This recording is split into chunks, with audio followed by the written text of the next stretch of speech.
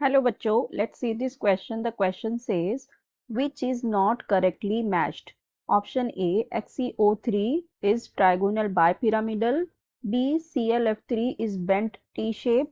C, XeOF4 is square plate pyramidal. And D, XeF2 is linear shape. तो हमें यहाँ पे जो मैच दी हुई है, मॉलिक्यूल दिए हुए हैं और उनके साथ उनकी ज्योमेट्री दी हुई है, शेप दिया हुआ है, तो हमें ये बताना है कि इनमें से कौन सा है जो करेक्टली मैच नहीं है, मतलब जो रॉन्ग है। ठीक है। सो देखो, पहला हमें क्या दिया हुआ है, हम वन बाय वन देखते हैं। पहला हमें है XeO3 और ये दिया हुआ है कि ये है ट्राइगोनल बाइपिरामिडल शेप का। तो हम पहले चेक कर लेते हैं कि इसका शेप हमें क्या आता है। तो शेप देखने के लिए हमें पहले इसकी हाइब्रिडाइजेशन निकालनी पड़ेगी। तो देखो यहाँ पे इसका पहले स्टेरिक नंबर देखते हैं कितना आएगा। जीनन है हमारे पास, तो यहाँ पे नोबल गैस है, तो वैलेंस शेल में कितने होंगे, 8 इलेक्ट्रॉन होंगे।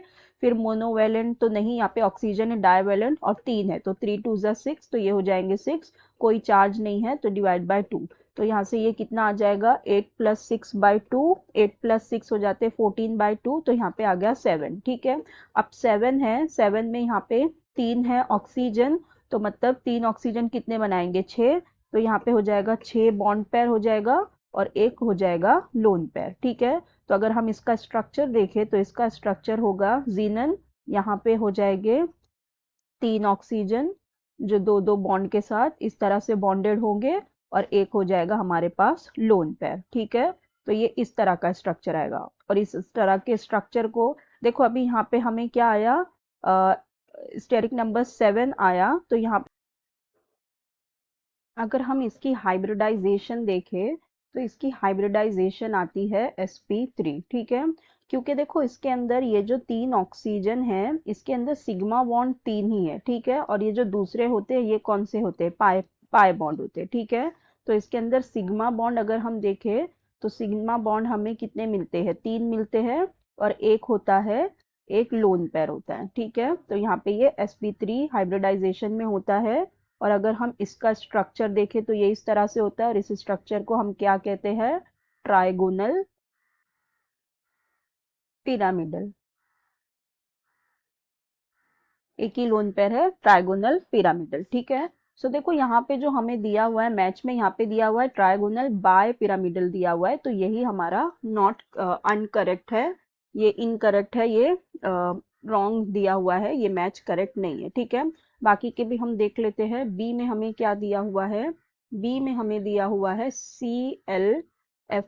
ठीक है। ClF3 दिया हुआ है, तो यहाँ पे अगर इसका हम स्टेरिक नंबर देखें तो ये कितना हो जाएगा, क्लोरीन के वैलेंस शेल में 7 electron, monovalent electron 3 point 2, तो ये हो जाएगा 7 प्लस 3 10 बाई 2, तो यहाँ से आ जाएगा 5। ठीक है।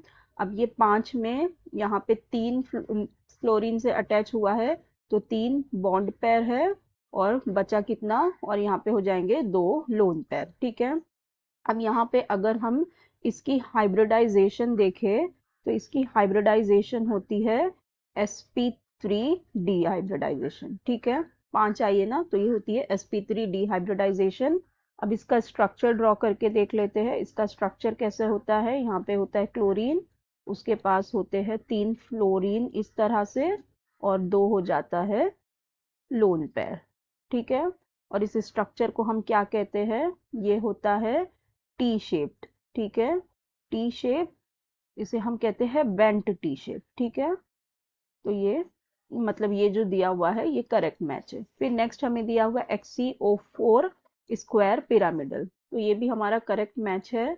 जो XeOF4 होता है, तो यहाँ पे अगर हम स्टेरिक नंबर निकाले तो ये हो जाएगा जीनन का 8, ऑक्सीजन एक है तो उसका एक ही है, तो ये हो जाएगा 2 प्लस 4 फ्लोरीन है अपॉन 2, तो यहाँ से ये हो जाएगा 8 प्लस 2 10 प्लस 14 बाई 2, तो यहाँ पे भी आ जाएगा 7। यहाँ पे अगर हम इसकी हाइब्रिडाइजेशन देखें तो देखो यहाँ पे ये 2 तो ऑक्सीजन का है, तो 2 ऑक्सीजन का बॉन्ड बनेगा, तो मतलब यहाँ पे कितने बॉन्ड होंगे, 4, और यहाँ पे ये 2। ठीक है। इसके एक सिग्मा बॉन्ड लेंगे हम, तो ठीक है, यहाँ पे 5 बॉन्ड हो गया। तो हमारे पास यहाँ पे होता है बॉन्ड पेयर 5 होता है और उसके बाद एक क्या होता है, लोन पेयर होता है। ठीक है। और अगर हम इसकी हाइब्रिडाइजेशन की बात करें तो यहाँ पे आता है ये sp3d2 हाइब्रिडाइजेशन आता है, ठीक है। sp3d2 हाइब्रिडाइजेशन आता है। अब हम इसका स्ट्रक्चर देख लेते हैं। इसका स्ट्रक्चर किस तरह से होता है। यहाँ पे होता है जीनन, यहाँ पे 4 फ्लोरीन एटम हो जाएंगे और यहाँ पे ऑक्सीजन एटम हो जाएगा और एक लोन पेयर हो जाएगा, ठीक है। इस स्ट्रक्चर को हम क्या कहते हैं, इसे हम कहते हैं square pyramidal, square pyramidal structure, ठीक है।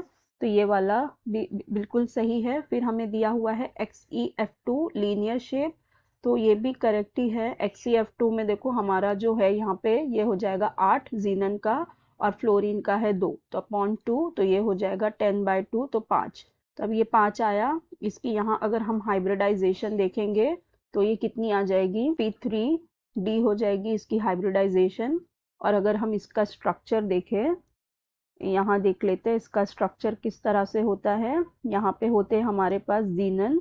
अभी देखो यहाँ पे sp3d है, यहाँ पे 5 है, 5 में से 2 बॉन्ड पेयर है, 2 बॉन्ड पेयर है और यहाँ पे लोन पेयर कितने हो जाएंगे, फिर 3 हो जाएंगे, ठीक है। तो इसका स्ट्रक्चर क्या होता है, 2 फ्लोरीन एटम इस तरह से है और यहाँ पे एक लोन पेयर और यहाँ पे 3 लोन पेयर, ठीक है। इस तरह से स्ट्रक्चर होता है और इस स्ट्रक्चर को हम क्या कहते हैं, लीनियर शेप। तो ये वाला मैच भी बिल्कुल करेक्ट है। हमें जो करेक्ट नहीं है वो बताना था, नॉट करेक्ट। तो हमारा नॉट करेक्ट कौन सा है, ए वाला, क्योंकि यहाँ ट्राइगोनल बाय पिरामिडल दिया और हमें यहाँ पे ट्राइगोनल पिरामिडल मिला है, ठीक है। सो हमारा करेक्ट ऑप्शन हो जाएगा option A. So I hope you understood it well. Best of luck, thank you.